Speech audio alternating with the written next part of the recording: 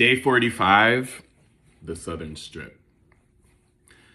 The Southern Strip, by the way, that's my term, is a part of San Francisco that most people don't really know about.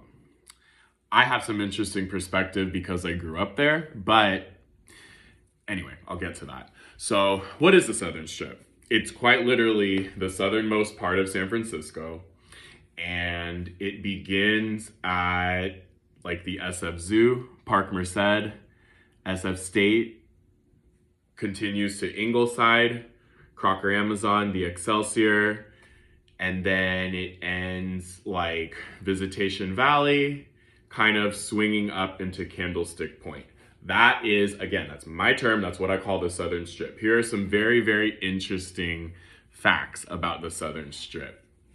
So, the Southern Strip is one of the most populous parts of San Francisco.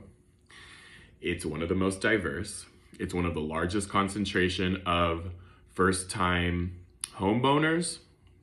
And if I'm not, I could be wrong about this last one, but it's one of the largest concentrations of single-family homes.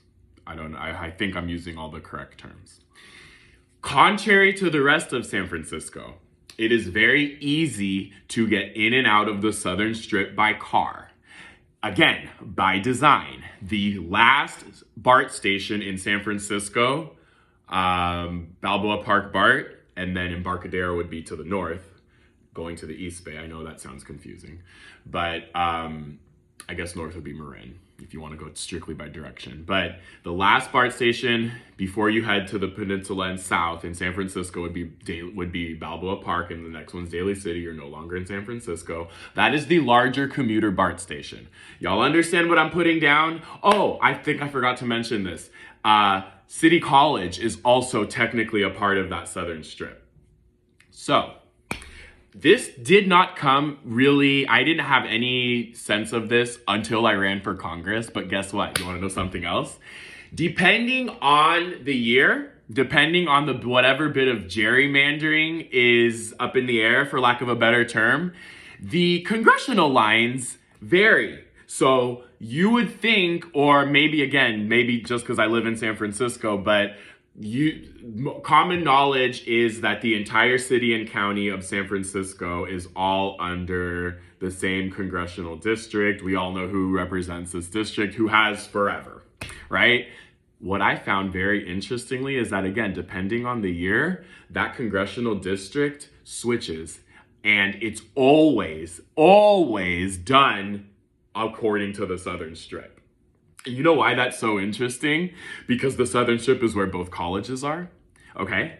And the Southern Strip is where the parts of San Francisco that are the most diverse. Y'all understand what I'm putting down? So AKA, these are going to be much more radical voters than the rest of San Francisco, than the rest of wealthy, more conservative San Francisco. Yeah, y'all thought that this is an analysis of San Francisco that you don't normally get. All you hear about the news is how we're a bunch of crazy liberals. No, we got conservatives here too. We got people who care nothing about money too here as well, okay? We got a lot of billionaires who are liberal when it matters, you know, when they're running their mouths, but look at where they put their money. And they're just as conservative as the people who you would normally affiliate when you hear topics like Republican and conservative. Anyway, I know I've gone a little bit off topic. Again, this is something that I have a little bit of passion about. One, because the Southern Strip is a part of San Francisco people normally forget about. People forget that it exists.